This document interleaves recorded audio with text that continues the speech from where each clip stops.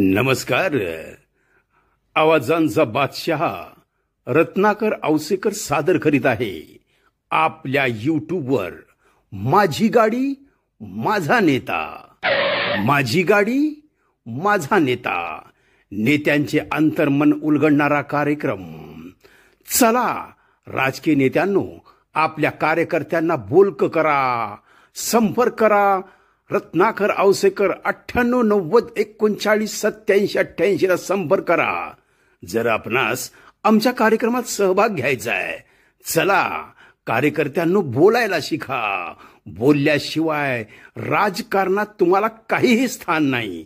त्यामुळे बोलता हे आलंच पाहिजे आणि तुम्हाला बोलत करणार आवाजांचा बादशाह रत्नाकर औसेकर. नमस्कार. रत्नाकर औसेकर यूट्यूब चॅनलच्या आजच्या माझ्या माझी गाडी माझं लातूर या कार्यक्रमाच्या सदरामध्ये येत आहेत. जवळपास 40 वर्षापासून लातूरचं राजकारण जवळून पाहिलेला एक भारतीय जनता पार्टीचा कडवट कार्यकर्ता आणि नेता, त्याचं नाव आहे श्री सुधीर दुतेकर साहेब. दुतेकर साहेब, आमच्या प्रेक्षकांना नमस्कार करा. मग चला आता आम्ही सन्मानानं आमच्या मित्राला सुधीर दुतेकरला माझ्या गाडीमध्ये निमंत्रित करीत आहे. चला या साहेब.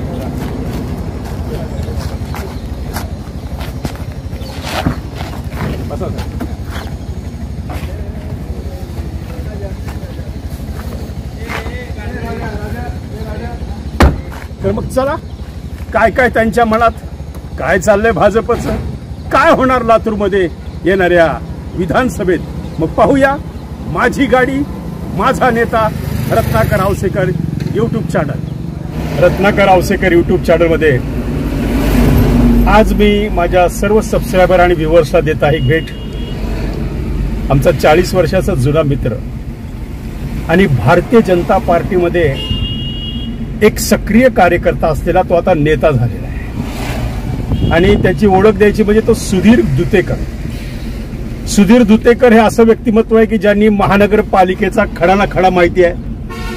महानगरपालिकेची प्रोसिडिंग काय असते, महानगरपालिकेचे नियम काय आहेत आणि महानगरपालिकेमध्ये काय चालतं याचा जवळून अभ्यास केलेला एक कार्यकर्ता म्हणजेच श्री सुधीर दुतेकर साहेब. नमस्कार साहेब. नमस्कार. आणि सुधीरची ओळख सांगायची म्हणजे आता सुधीरला लोक काय म्हणून ओळखतात माहिती का, की दिलीपराव देशमुखांच्या विरोधात निवडणूक लढवलेला सुधीर दुतेकर हे त्याची खास बाब आहे. बघा, देशमुखांच्या विरोधात एक ब्राह्मण सुधीर दुतेकर कसा लढला आपण विचारू आणि काय चाललंय सध्या सुधीरचं. त्यामुळं आम्ही खास मुलाखत आमच्या सर्व जे आजचे नवीन दर्शक आहेत माझे सर्वांसाठी आणि लातूरकरांसाठी एक जवळून अजून सुधीर दुतेकरला पाहता यावं, सुधीर दुतेकरचे विचार ऐकता यावं या भावनेतून केलेली ही मुलाखत आहे. सुधीर दुतेकरजी, तुमचा 5 मिनिटात आपला परिचय जरा सुरुवातीपासून आमच्या प्रेक्षकांना द्या. नमस्कार. मी सुधीर दुतेकर. मी लातूरमध्ये 1985 पासून या ठिकाणी राहतो आणि आता भारतीय जनता पार्टीच्या प्रदेश कार्यकारिणीवर सदस्य म्हणून आहे. प्रदेश कार्यकारिणीवर सदस्य आहे. भारतीय जनता पार्टीच्या उद्योग आघाडीत आम्ही प्रदेशाचा सरचिटणीस आहे. उद्योग आघाडीचा प्रदेशात सरचिटणीस आहे. भरपूर उद्योग करता म्हणून काय अनेक भ्रष्टाचाराचे प्रकरण बाहेर काढणार आमचा सुधीर आहे म्हणून उद्योग दिलेले आहेत आणि ते आहे. असं मागच्या 31 वर्षापासून पक्षाचा पदाधिकारी काय, एकही दिवस त्याच्यामध्ये खाडा नाही. म्हणजे ओरिजिनल बीजेपी म्हणजे त्याच्यामध्ये कुठलंही. सध्या लातूरमध्ये 2च चर्चा आहेत, ओरिजिनल बीजेपी आणि डुप्लिकेट बीजेपी.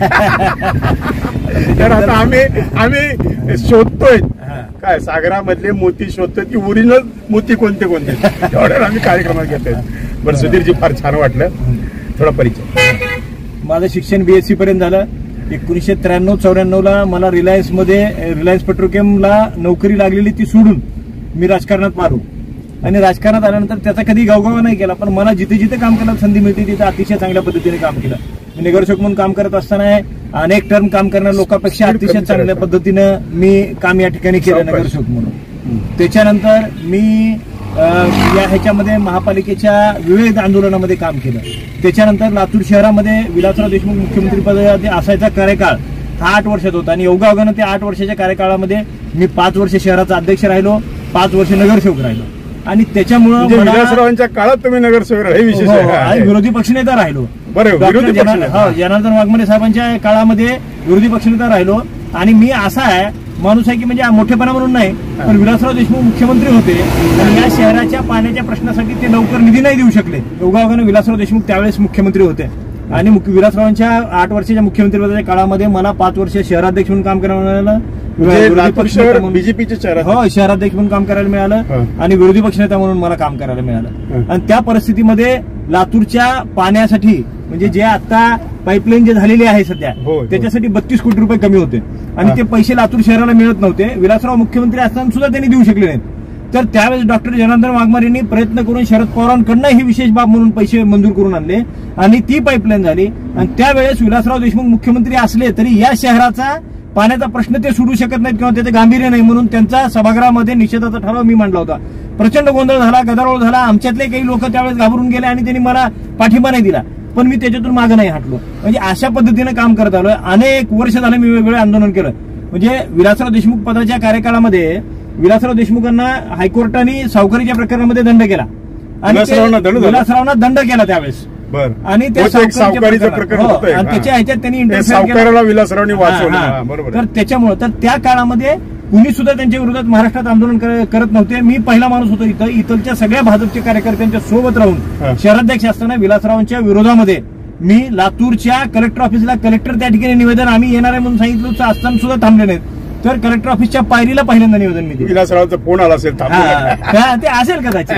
तर अशा पद्धतीने काम केलं. इतकंच नाही की विलासराव देशमुखांच्या मुख्यमंत्रीपदाच्या कार्यकाळामध्ये दुर्दैवानं लातूरच्या हॉस्पिटलला मेडिकल कॉलेजला एवढ्या सगळ्या सुविधा असताना सुद्धा एक्सप्रेस फीडर नव्हतं. त्याच्यामुळे लाईट गेली की 8-8 तास सगळ्या गोष्टी एक्सरे थांबायची. तर मग त्याच्यासाठी आम्ही आंदोलन केले आणि मी शहराध्यक्ष असताना मी सांगू इच्छितो की सलग 15 दिवस 11:01 मी भाजपच्या माझ्या सगळ्या पदाधिकारी कार्यकर्त्यांसोबत महात्मा गांधीच्या पुतळ्याला निवेदन देत होतो. 15 दिवस सलग पुतळ्याला निवेदन 11:01 का तर विलासराव देशमुखांना बाबा सद्बुद्धी येऊ दे की स्वतःच्या शहरातलं तरी हे महाविद्यालय किंवा विलासरावांनी 9 वर्षात पाणी प्रश्न लातूरचा नाही, पाण्याच्या प्रश्नाच्या बाबतीतही नाही सुटू शकले. आणि ह्या सिव्हिल हॉस्पिटलच्या बाबतीमधला तुम्हाला विषय सांगतो विलासरावांनी केलं काय नव्हतं ते पण सांगतो. तर मग त्या ह्याच्यामध्ये आम्ही 11:01 महात्मा गांधीच्या पुतळ्याला निवेदन द्यायचं आणि हे 15 दिवस केलं.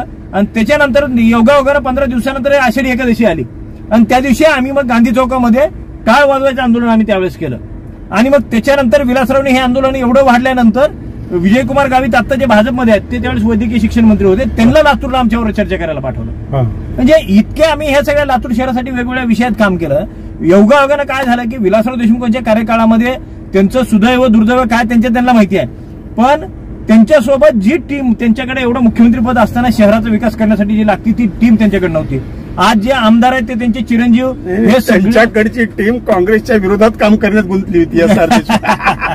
ते कदाचित ते असेल काय ते विलासरावांनी अशी टीम गोळा केली की दिसला काँग्रेसचा माणूस की पाड, दिसला काँग्रेसचा माणूस की पाड काय. आणि आज अमित देशमुख पक्षनिष्ठेच्या गप्पा मारतात. कदाचित अमित देशमुखांना जे बाहेर ठेवतायत त्याला एकमेव कारण त्या सगळा इतिहास माहिती आहे. कारण विलासरावजी मुख्यमंत्री असताना आम्हाला पूर्ण माहिती मिळालेली मंत्रालयात की अमित देशमुखांनी किती मंत्र्याला मिटिंगला बसवलेलं आहे. कारण वर्षावर साहेब सांगायचे की अमितला भेटा आणि ज्यावेळेस आम्ही भेटायला ह्याच्यावर जायचे त्यांच्या घरावर तर त्यावेळेस तिथं मंत्री मीटिंगवर असायचे.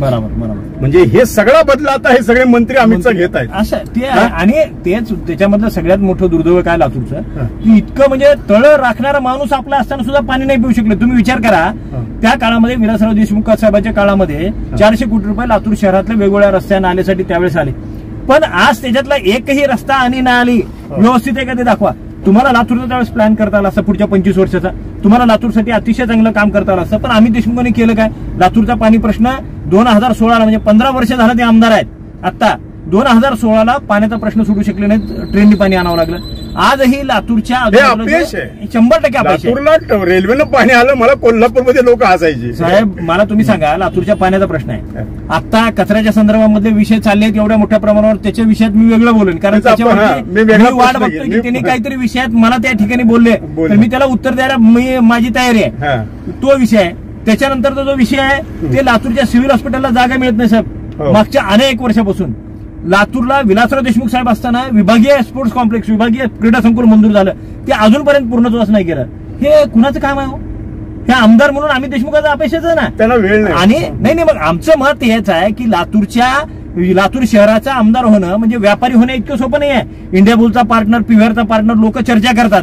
एवढ्या पद्धतीने जे इथं चालवतात ना, तशा पद्धतीने लातूर नाही चालवत ना. त्यांच्या एवढ्या कंपन्या की त्यांना मिटिंग घ्यायला वेळ. हा, आणि त्याच्यामुळे आमचं मत आहे की तुम्ही ते काम करायला तुम्ही मोकळे व्हा.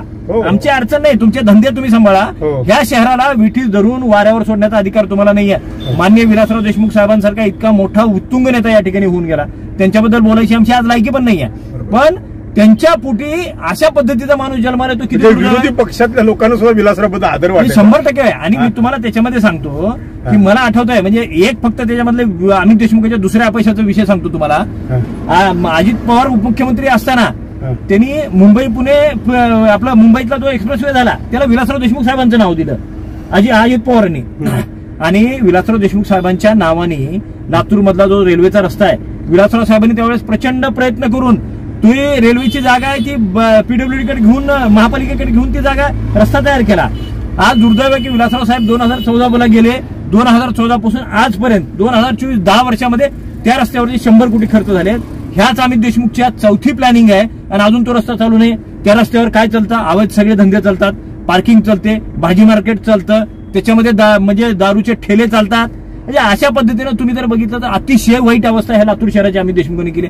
स्वतःच्या वडिलाच्या नावाचा जर रस्ता जर हे करू शकत नसतील, ह्याच्यापेक्षा दुर्दैव आणि अपयश काय असू शकतो? त्यांच्या नावाच्या गार्डन आहे आपल्या महानगरपालिकेच्या मागं, त्या गार्डन मध्ये कोणीतरी असं ते ब्रिजवासी नावाच्या व्यक्तीनं सजवलं, त्या स्वतःचा पैसा घातला, त्याचा सुद्धा 3 वेळा तोडायचा प्रयत्न केला जीसीबी नेऊन.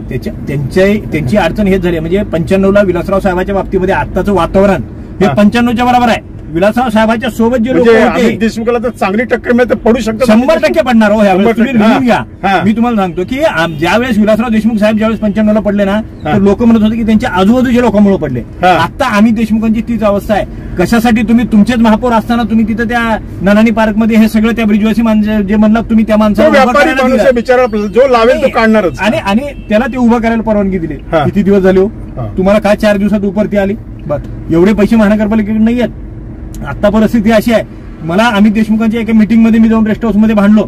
लातूरमध्ये अमित देशमुखांचा आणखीन एक अपयश सांगतो लोकांना जे माहिती नाही. एलबीटीच्या प्रकरणामध्ये नगरपालिका झाल्या, लातूर, परभणी आणि चंद्रपूर ह्या 3 महापालिका झाल्या. ह्या 2 महापालिकेपेक्षा लातूर शहर मोठं होतं. पण त्यावेळेस झालं काय की लातूरला जी अनुदानाची रक्कम मिळायची होती, त्या अनुदानाची रक्कम ही परभणी, चंद्रपूरपेक्षा कमी झाली आणि त्यांना आपल्यापेक्षा तिप्पट पैसे मिळायचे त्यांना.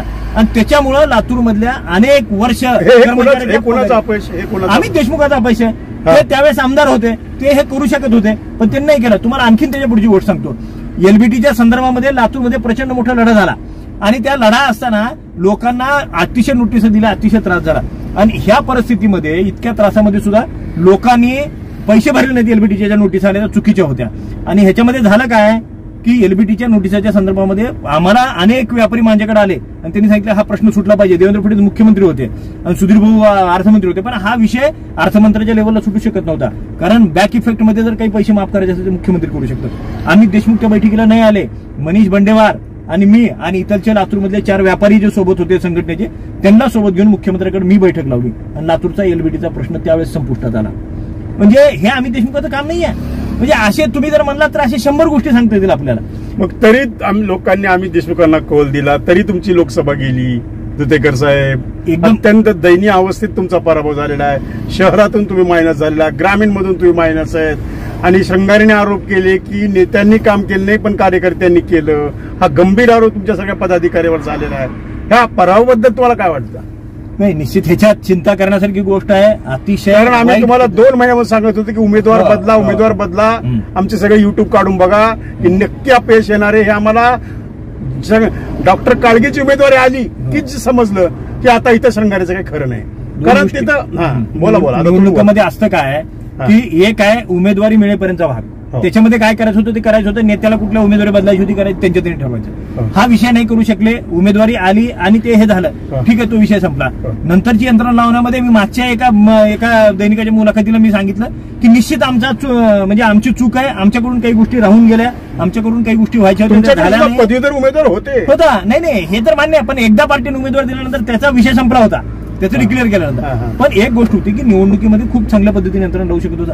मला एक थोडं लातूरमध्ये जे तुम्ही म्हणताय ना की या ठिकाणी अमित देशमुखांना काय लोक मतदान करतात किंवा काँग्रेसला केला लीड आहे वगैरे, मला 2-3 गोष्टी ह्या ज्यांना लीड देतात म्हणजे सर्वसामान्य लोकांचं थोड्या वेळासाठी बाजूला ठेवा. दलित समाजाला, मुस्लिम समाजाला माझा प्रश्न आहे की तुम्ही कशासाठी अमित देशमुखांना हे करता, मतदान देतात, त्याचं एकदा उत्तर द्या. 2-3 गोष्टी फक्त मी सांगणार आहे. दलितामध्ये ज्या वेळेस लातूर शहर लातूर लोकसभा राखीव झाली, अमित देशमुखांनी दाखवावं की लातूर मधला स्थानिक सत्तेने उमेदवार दिला. एकदा दिला मच्छिंद्र कामत, एकदा दिला जयवंतराव आवळे, एकदा त्यांनी दत्तात्रय बनसोडेला फक्त तो उमेदवारी दिली. पण दत्तात्रय बनसोडे पडणार हे ह्यांना सगळं माहित होतं आणि त्याच्यामुळे दिलं. लातूर मधले मोहन माने, त्याच्यानंतर पृथ्वीराज शिरसाट किंवा अजून दलित समाजातले लक्ष्मण कांबळे, ह्या लोकांना नाही उमेदवारी दिली.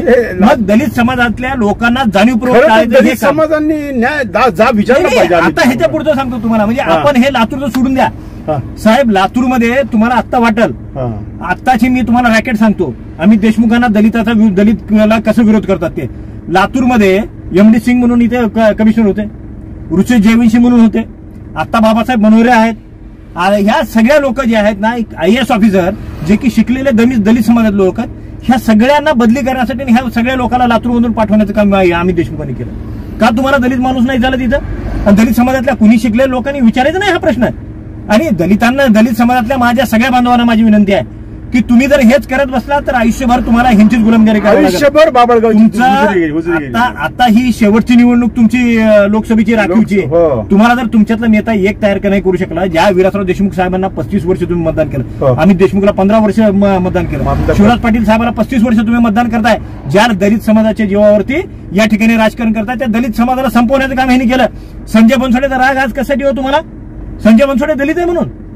संजय बनसोडे समाधीवर फुलं व्हायला नाही, विलासराव साहेबांच्या समाधीवर तर 100% गेलं पाहिजे या मताचं मी आहे. शेवटी काही माणसं जे आहेत ना ते ह्याच्यापेक्षा खूप मोठेच आहे, पक्षापेक्षा मोठे. पण मी तुम्हाला आता जे सांगितलं ना की दलित समाजातल्या सगळ्या लोकांनी, ज्यांना मागच्या 4 निवडणुकीमध्ये अमित देशमुखांनी तिकीट नाही मिळू दिलं, बाहेरच्या आणून हे केलं त्यांनी, त्या लोकांनी विचार केला पाहिजे. दलित समाजातले शिकलेले विधानसभेत दलित समाज बदला घेणार 100% घेतला पाहिजे या मताचा मी आहे. शृंगारेचा पराभवाचा वचपा काढला पाहिजे. मी सांगितलं ना, मी ब्राह्मण समाजातून येतो. होय, ब्राह्मण समाजात येतो. मला माहिती आहे की मी निवडणुकीत उभारल्यावर माझं काय होणार किंवा आता जी चर्चा होती आहे की बाबा मोठ्या जातीचं पाहिजे. माझी एक विनंती आहे सगळ्याला की तुम्ही जात म्हणून जर बघत बसलात, जातीमध्ये अडकलात, पैशामध्ये अडकलात, मोठा माणूस म्हणून अडकलात तर काहीच उपयोग नाही. ह्या लातूर हे सर्वसामान्य लोकांनी उभा केलाय. विलासराव देशमुख साहेब असेल, शिवराज पाटील साहेब, हे दोघेही हे स्वतः लहान ह्याच्यातून मोठे झालेले लोक आहेत. आणि त्याच्यामुळे माझी आता विनंती आहे, पहिल्या निवडणुकीतला प्रचार बबुराव काळेच्या एजडी गाडीवर झालाय, पेट्रोल काळेचं असायचं आणि विलासराव फक्त फिरायचे. सगळ्या जगाला माहिती आहे. असं की बबुराव काळे साहेबाच्या पुण्यतिथीला सुद्धा अमित देशमुखांना तिथं जायला वेळ मिळत नाही. लातूरचे लोक बोलतात बबुराव काळेबद्दल अमित देशमुख आणि दिलीपरावांच्या मनात प्रचंड राग. मला तुम्ही सांगा, PVR टॉकीज असेल, PVRची जागा लोक सांगतात आम्हाला माहित नाही की बबुराव काळे साहेबाची होती म्हणून. हो, मला काळे साहेबांनी मला दाखवली ही आपली जागा आहे आणि इथं मी DK हॉटेल काढतोय, देशमुख अँड काळे असा त्याचा प्लॅन होता. म्हणजे बघा, म्हणजे इतकं होऊन सुद्धा लातूरमध्ये लोक त्या सुद्धा जागेवर मराठा समाजात, त्या सुद्धा जागेवर अमित देशमुखचा डोळा. नाही मग माझं तेच मत आहे का मराठा समाजातले नव्हते ते नाही. म्हणजे तुम्हाला समाज नाही, म्हणजे दिसला भूखंड कर हाडप ह्यांना पाहिजे. ह्यांना फक्त समाज सुद्धा म्हणजे प्यारा नाहीये, ह्यांना फक्त पैसा प्यारा आहे. मराठा समाजातले जे लोक आहेत त्या अनेक लोकांची ह्यांनी माती करून टाकली. रविशंकर जाधव मागच्या 7 वर्ष निवडून आला, काय झालं त्याला साधे कुठला सभापती नाही करू शकले. ह्यांना फक्त ह्यांच्या दारातले उजरे चालतात. सुरेश पवार सोडून गेला, अख्तर मिस्त्री सोडून गेला, व्यंकट बेदरे सोडून गेला, मोहन माने सोडून गेले, परत त्यांनी दुर्दैवाने वापस गेले. ते मोहन आज कुठे आहेत मला सांगा तुम्ही. म्हणजे त्यातल्या त्यात मराठा समाजातला सुद्धा एखादा स्ट्रॉंग माणूस आला की ह्यांना लगेच त्याचं वाईट वाटतं. वैजनाथ शिंदे सारखा माणूस तुम्हाला नाही पचला, तुम्ही 1 मिनिटात बाजूला गेलं, त्याला मार्केट घेता आलं असतं. तुम्ही कुठेही घेता आलं असतं ना, ऍडजस्ट करायचं. आणि दुसरं महत्वाचं, त्रिंबक बिसे सारखा एकदम सज्जन मराठा माणूस आहे, तुम्हाला नाही चालला तो.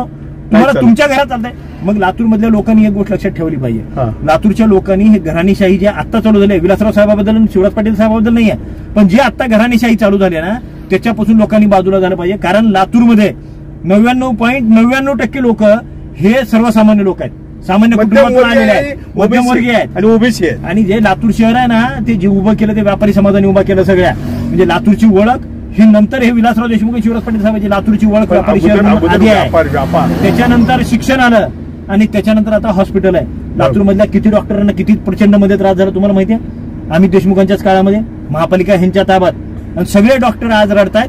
प्रत्येकाला नोटिसा द्या, प्रत्येकाला ब्लॅकमेल करा, प्रत्येकाकडून पैसे काढा. हे अमित देशमुखांच्या काळातच झालं. त्याच डॉक्टरांनी त्यांना मदत केली ना परवा. हो ना, म्हणजे दुर्दैव आहे. नाविलाज. मी डॉक्टर लोक असतील, दलित समाजातले लोक असतील, हा. मुस्लिम समाजाचे शादीखाना आत्ता म्हणजे अभिमन्यू पवार जे आहेत भाजपचे आमदार, आत्ता अभिमन्यू पवारांनी शादीखाना मंजूर केला म्हणून ते शादीखान्याच्या उद्घाटनाला ते आहेत, जात आहेत आता. ते हा. का नाही झालं तुमच्या काळात 15 वर्षाच्या काळामध्ये? लातूरमध्ये अजून नाट्यगृहाचा प्रश्न सुटला नाहीये. माननीय माननीय देवेंद्रजी फडणवीस मुख्यमंत्री असताना सगळ्या वकिलांना समोरची जागा जी आहे कोर्टाच्या समोरची, ती जागा देवेंद्र फडणवीसांच्या निर्णयाने मिळाली. तिथे का तुम्ही नाही आजपर्यंत काय करू शकलात? स्थानिक आमदार तुम्ही आहेत, तुम्ही कशाला दुसऱ्या पक्षात आम्हाला सांगताय हे दुसऱ्या पक्षात सरकार आहे? हे तुम्ही कुचकामी आहे, तुम्ही अपयशी आहेत, तुम्ही पांढऱ्या पायाचे. अमित देशमुख तर काय म्हणले, भाजपचा उमेदवार मी ठरवणार, म्हणजे मॅनेज आहे हो इथलं भाजप, असं लोक म्हणतात. असं होत नसतं. दुर्दैवाने काय झालं की लातूरमध्ये आमची आत्ताची मागणी जी माझी स्वतःची आहे ती अशी आहे की देशमुखाला पाडायला कोणी मोठा माणूस नाही लागत. विक्रम गोंदमुंडे बाहेरून आले, शिवाजी पाटील कव्हेकर आले, आता 2 वेळेस लाहोटी लढले. तुम्हाला बाहेरचा माणूस नाही. लातूरला शिवाजी पाटील कव्हेकरनी विलासरावला पाडलं तेव्हा शिवाजी पाटील कव्हेकर काही मोठा माणूस म्हणून नाही पाडलं. लोकांनी ह्याला पाडायचं ठरवलं होतं आणि हे फक्त त्यावेळेस प्रामाणिक म्हणून लोकांनी ह्याला मतदान केलं. ह्याने शिवराज पाटलांना पाडलेल्या रूपात आहे की शिवराज पाटलांच्या उंचीच्या नव्हत्या, पण लोकांनी पाडलं का तर लोकांनी ठरवलं की आता ह्यांचं खूप वेळ झालं, ह्यांना पाडलं पाहिजे. ज्यावेळेस विलासराव मुख्यमंत्री असताना जनार्दन वाघमारे यांना पाडलं, जनार्दन वाघमारे निवडून आणलं लोकांनी. शिवराज पाटलांना पाडण्यात कोणाचा हात आहे सगळं गाव? नाही, हे तर झालंच. तरी सुद्धा म्हणजे लिंगायत समाजातले अनेक लोक त्यांच्यावर प्रेम करतात, मतदान करतात. हे ठीक आहे, हे जास्तीचा भाग आहे, ते सुद्धा जाऊ द्या. पण लातूरमध्ये जनार्दन वाघमारे सारखा सामान्य माणूस निवडून आला. माझं मत असं आहे की तुम्ही फक्त एकच गोष्ट लक्षात ठेवा, फक्त लातूरच्या लोकांनी एकदा ठरवलं कितीही मोठा माणूस होता तर त्याला साफसफाई केल्याशिवाय लातूर इथून बडे पडलेले तिथून. माझी फक्त लातूरच्या लोकांना एकच विनंती आहे की तुम्ही ह्या सगळ्या बडीजावातून बाहेर या, ह्या सगळ्या मोठा माणूस म्हणून त्याच्यातून बाहेर या. तुम्हाला जर अडचणीच्या काळामध्ये हुजरेगिरी करायचं बंद करा. तुम्हाला अडचणीच्या काळामध्ये पाणी आणून दिलं, तुम्हाला तुमची आरोग्य व्यवस्था तुमची नीट केली आहे. कोरोनात कुठे होते? तुमच्या कोरोनाच्या काळामध्ये बाबा निवांत बसला, पाण्याचे 2016ला परदेशात जाऊन बसला. तुम्ही कधी ह्याचा विचार करा? तुम्ही जाती पातीत निवडणुकीत पक्षात ह्याच्यातच अडकणार तुम्ही. ह्याच्या बाहेर या. हे लातूर आत्ताची जी परिस्थिती आहे ते लातूरचं वाटूळ व्हायचे उंबर ठेवायला. तिकीट मागितलं का तुम्ही? हो, मी मागितलंय तिकीट. हो, यावेळेस मी 2014ला मागितलं, 19ला मागितलं आणि आत्ताही मागतोय. माझं एकच पक्षाला सांगणं आहे, तुम्ही फक्त सामान्य कार्यकर्ता द्या. अमित देशमुख 100% पराभव होईल. लातूरच्या लोकांमध्ये प्रचंड रोष आहे. सुधीर, जेव्हा तुम्हाला थोडं वाईट वाटेल पण तुमची सृष्टीच अमित देशमुखांना मॅनेज आहे. असं नाही होत. मी तुम्हाला वारंवार जाणवलेलं आहे ती गोष्ट. असं आता बघा तुम्ही, मी तुम्हाला सांगतो, कुणी काय सृष्टी मॅनेज व्हायला का कुणाला वाटतं लोकसभेची जागा पडावी म्हणून या ठिकाणी? मला तुम्ही सांगा, विलासराव देशमुख मुख्यमंत्री असताना त्यावेळेस त्यांनी फक्त आवळीची जागा आली, त्याच्यानंतर भाजपच्या जागा आल्या निवडून. असं कसं होईल? त्याच्यामुळे त्याची अडचण नाही. लातूरमध्ये लोकांनी 0 to हिरो केलं. महापालिका ताब्यात दिली, जिल्हा परिषद ताब्यात दिली, लोक सोबत आहेत. वरच्या नेत्याला हे माहिती आहे की इथलच्या लोकांचा रेट आहे तो भाजप सोबत आहे, त्याच्यामुळे वरचा नेता आमचा कधीच या इथलच्या लोकांना बेमान नाही होणार. जिथं फक्त एकच गोष्ट आहे की इथलच्या दलित आणि मुस्लिम समाजाने विचार करायची गरज आहे. लातूरचा चेहरा मोहराच असा आहे की लातूरमध्ये काही लोक मुस्लिम दलित एक झाले की त्या ठिकाणी काँग्रेस उमेदवार निवडून येतो. फक्त ह्या नेहमी कायम जे निवडून देणारे जे लोक आहेत ना, त्या दलित समाजाने विचार करावा की आपण नेहमी अमित देशमुखांना मतदान करतो, विलासराव देशमुख साहेबांना मतदान केलं, शिवराज पाटील साहेबांना मतदान केलं, आपल्याला आजपर्यंत काय मिळालं ह्याचा विचार करावा. त्याने आरक्षित झाल्यानंतर तर एससीला जी सीट सुटल्यावर तर तुम्ही नगराध्यक्ष होणार, महापौर होणं हे फार मोठी गोष्ट नाही आहे. पण ते सोडून तुम्हाला काय मिळालं हे तुम्ही कधी तर सांगा. अमित देशमुखाच्या अवतीभोवती त्यांचे हुजरे आहेत सगळे. अमित देशमुखांनी तुम्हाला सगळ्यात जास्त म्हणजे दुर्दैव लातूरच्या लोक भर पावसाळ्यात सुद्धा 8 दिवसाला पाणी आलं तर लोक आनंद मानतात. म्हणजे किती दुर्दैव आहे. आजच्या घडीत सुद्धा 8 दिवसाला पाणी. आणि तुम्ही मला सांगा, लातूरमध्ये पाण्याचं इतकी अडचण असताना सुद्धा लातूरमध्ये एकट्या देशमुखाचे 6 कारखाने. म्हणजे तुम्ही, आमचं असं मत नाहीये की लोकांनी ह्याचं पीक घेऊ नये म्हणून ऊसाचं. आमचं असं मत आहे की तुम्ही त्याच्यासाठी ठिबक करा, पाणी वाचवतं कसं येईल बघा, लातूर शहराची अडचण दूर कशी होईल ते बघा. अहो दुर्दैव, मी तुम्हाला सांगतो, आता अंडरग्राऊंड ड्रेनेजचं काम आहे. काय अमित देशमुखांच्या 1500 कोटी रुपयाचे म्हणे 1500. त्याच्यातलं तर ते सांगा अंडरग्राऊंड ड्रेनेजचं काम आहे. त्या ड्रेनेजच्या कामामध्ये आता परवा अमित देशमुखांनी मुलाखतीत सांगितलं की अंडरग्राऊंड ड्रेनेजचं काम आहे, लोक तक्रारी करतायत आणि ते जे खोदलेलं आहे त्याच्यावरती परत हे पॅच करत नाहीये. ते त्या ठिकाणी प्रत्येक ठिकाणी आता चिखल व्हायला लागलाय, खड्डे पडायला लागलेत. चांगले 20 फुटाच्या रस्त्यामध्ये हे 10 फूट गेल्यानंतर पुन्हा काय शिल्लक राहणार. तर अमित देशमुखांनी सांगितलं की त्याच्यावरचे पॅच भरायला त्याच्यामध्ये तरतूद नाही, असं मला कमिशनरने सांगितलं. अरे कोण कमिशनर? तुला लोकांनी निवडून दिलंय, एखादं इस्टिमेट एखादी योजना जाताना तुझ्या हाताखालून गेली पाहिजे ना. तुला नाही कळत की त्या ठिकाणी त्याच्यामध्ये तरतुदी आहेत, काय केल्या पाहिजेत आणि काय नाही. सगळ्यात मोठा भ्रष्टाचार त्याच्यामध्ये. आणि अमित देशमुख नाही, लातूरची महापालिका ही दलालांच्या हातात आहे. तुमच्या माझ्यासाठी माझा स्पष्ट आरोप आहे, लातूरची महापालिका कुणीही चालवत नाही, फक्त दलाला चालवतात. त्या ठिकाणी नाही दलाला म्हणतो मी, त्याच्यापेक्षा पुढचं फक्त एक दलाल आहेत, त्या दलालानं ही आणलेली योजना आहे. आणि त्याच्यामुळं तुम्ही आला आता आपण इकडच्या बाजूने आलो रिंग रोडने, तुम्ही आता कधीतरी शिवाजीनगर यांच्या स्विमिंग पूल पासून ते तुम्ही विक्रमनगरच्या कोपऱ्यापर्यंत जा.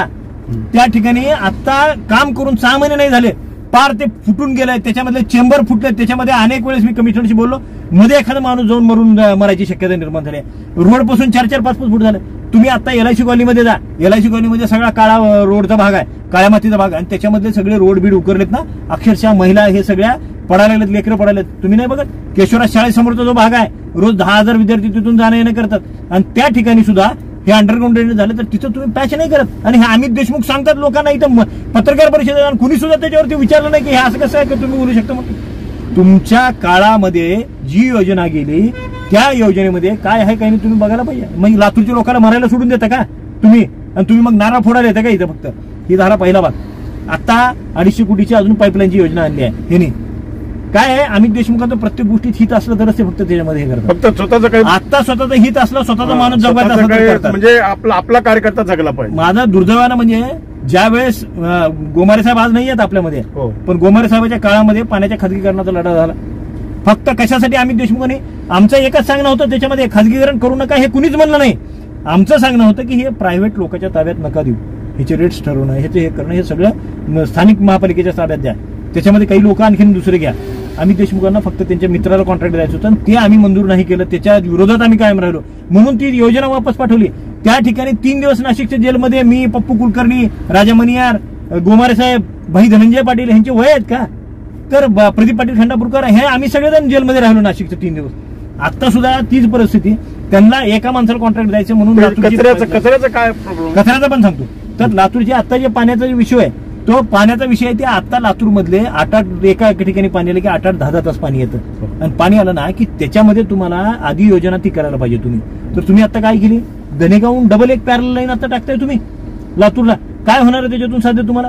आता लातूरची नागझरी आणि साईची जी पाणी पुरवठा होता आधी, त्याचा फायदा काय होत होता की इथं ज्यावेळेस पॅरेजेस आहे, जानेवारीपर्यंत जो पाणी आहे ते त्या भागात मिळायचं आणि ते पाणी पटकन लातूरला यायचं. तुम्हाला त्याचं स्ट्रेंथनिंग करता आलं असतं, ते पाणी तुम्हाला आधी उचलता आलं असतं. हे पाणी उचलल्यानंतर तुम्हाला तिकडे जाता आलं असतं. तुमचं लाईट बिल जे आहे ते लाईट बिल तुम्हाला कमी करता आलं असतं. इथून जर तुम्ही उचलत 110 किलोमीटरवरून पाणी आणलं आणि 15 किलोमीटरवरून पाणी आणलं, ह्याच्यामध्ये फरक आहे ना साहेब? बरोबर. त्याच्यातून पाईपलाईन म्हणजे ज्या आता सगळ्यात मोठा प्रॉब्लेम सांगतात ना की टाकी जी आहे त्या टाक्या लवकर भरत नाहीत का, तर 110 किलोमीटरवरून पाणी येतं. तुमच्याकडे आता आहेत ना, इथं साई नागझरी आहे तुमच्याकडे, ह्या सगळ्या ह्याच्यावर मसलगावून केलेली पाईपलाईन एक आहे, ती मसलगावची पाईपलाईन इथं अर्धवट पडलेली आहे. ह्या सगळ्या ज्या आहेत ना, ह्या जर पाईपलाईन चालू झाल्या तर तुम्हाला तिकडच्या त्या 200 कोटीची गरज नाहीये.